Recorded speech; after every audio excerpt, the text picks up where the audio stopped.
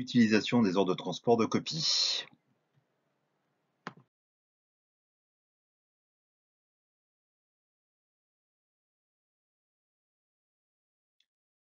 Donc, création de l'ordre de copie. Première étape, lancer donc la transaction standard de gestion des ordres de transport SAP, c'est-à-dire la transaction SE10, transport organisateur, via la zone de commande. Et vous cliquez sur Entrée. Dans l'écran d'ouverture de la transaction. Donc, Transport Organizer. Généralement, les deux coches ordre de customizing et ordre de workbench sont cochés. Ici.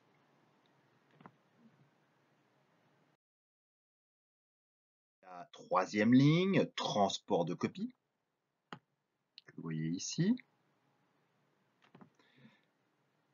Et donc à cocher également pour activer la fonctionnalité. Donc, vous cochez. Vous lancez la transaction en appuyant sur la touche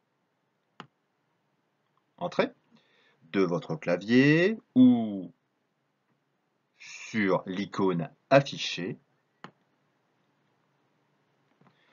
en bas à gauche de l'écran. La liste de vos ordres de transport apparaît comme d'habitude. Il n'y a pas de changement à ce stade. Donc vous avez toute cette partie-là, avec notamment ici les ordres de Workbench.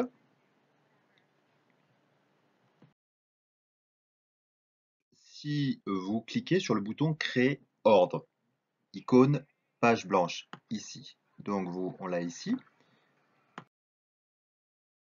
Ligne transport de copie est désormais disponible. Donc on l'a ici. Cette ligne, radio bouton, on clique son curseur et on valide. Une fenêtre active apparaît, donc la partie qui s'appelle Créer ordre. Et la zone description synthétique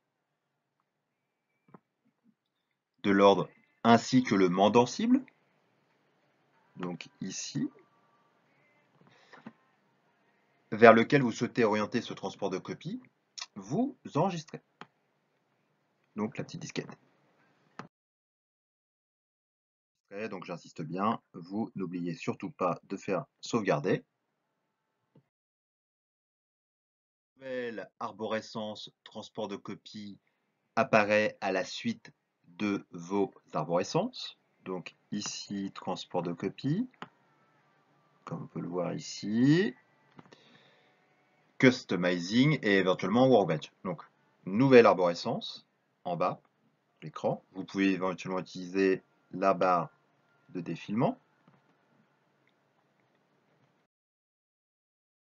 L'ordre nouvellement créé apparaît dans cette arborescence.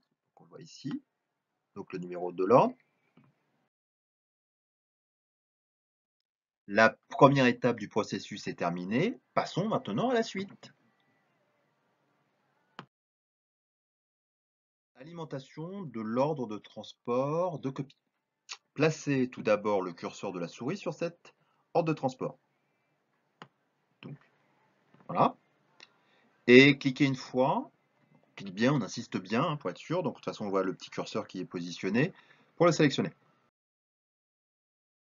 Ensuite, sur le bouton Reprendre objet, donc c'est la petite flèche avec la boîte située dans la barre d'action de la transaction SE10. La ligne devrait se surligner, donc ici on le voit bien, donc la ligne est passée en jaune. Lors de l'ouverture de la fenêtre active, reprendre les objets dans l'ordre, donc on le voit ici. Une nouvelle fenêtre apparaît, donc reprendre les objets dans l'ordre, donc on voit ici que c'est bien le même numéro d'ordre. Alimenter la zone Liste objet d'un ordre par la tâche ou sous-ordre présent dans l'ordre de transport qui fait l'objet de cette copie. Il s'agit bien de renseigner ici la tâche.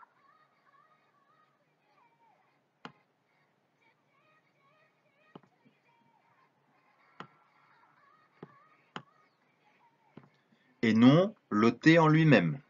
Donc, ici, on voit la tâche, pas l'auteur lui-même. Les tâches d'un même OT sont à transporter. Il suffira de répéter cette action d'alimentation. Donc, je reprends à chaque fois ici la tâche. Donc, ici, que je mets ici. De copier des tâches de plusieurs ordres en utilisant le second ou le troisième bouton de la liste, à savoir liste d'objets en plusieurs ordres et objets librement sélectionnés. Cocher la case avec documentation. Si nécessaire, mais ce n'est pas indispensable, le transport définitif de l'OT effectuera ce travail. On clique sur reprendre, donc le petit V, et vos paramètres de sélection dans l'hypothèse où on sélectionne plusieurs ordres. Dans notre exemple, j'ai renseigné le titulaire et j'ai renseigné tous les ordres libérés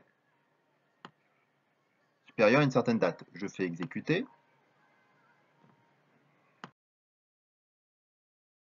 J'arrive sur l'écran avec l'ensemble des ordres préalablement recherchés. Donc si je souhaite reprendre l'intégralité des ordres, donc à savoir l'ensemble des éléments, j'ai juste à faire fusionner.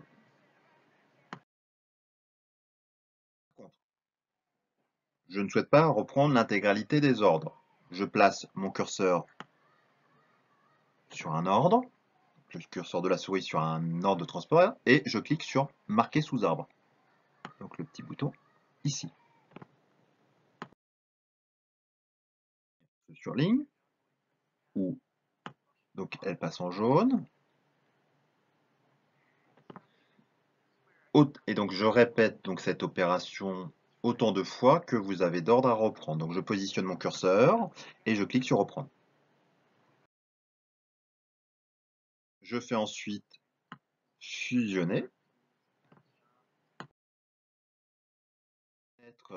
Fusionner, liste des objets apparaît. Comment l'action doit-elle être effectuée? Soit en ligne, soit en arrière-plan. Donc je choisis en arrière-plan. Un message nous indique le lancement du job de fusion, donc en bas de l'écran. Donc le job d'arrière-plan fusionner les ordres a été planifié. À rafraîchir mon écran pour vérifier le traitement et plutôt la fin du job. Le message suivant de validation de la copie apparaît. Les objets ont été entrés dans l'ordre. Je valide le message. Vous ouvrez le dossier pour voir la liste des objets de paramétrage contenus dans la tâche affectée à votre ordre de transport. Donc pour cela, j'ai juste à cliquer sur le petit plus du dossier. La liste des objets de paramétrage ou de développement contenus dans la tâche affectée à votre OT apparaît directement sous l'ordre de copie. Donc ici. On ouvre également les sous-dossiers si on veut voir le détail.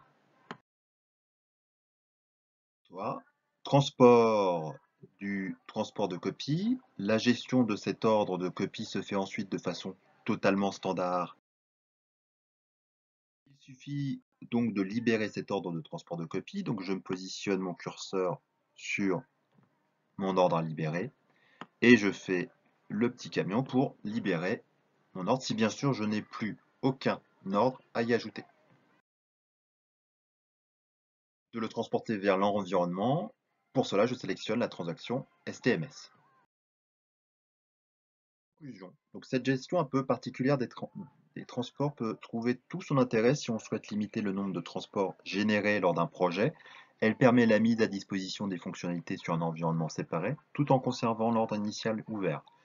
En dernière étape, c'est la libération et le transport de l'ordre de transport initial qui clôturera le process. Cette méthode est également utilisée dans la gestion des rôles et des autorisations. Elle permet de tester un nouveau rôle dans un environnement propre, l'environnement de qualité par exemple, puis de basculer les modifications vers l'environnement de dev qui reste la base des modifications.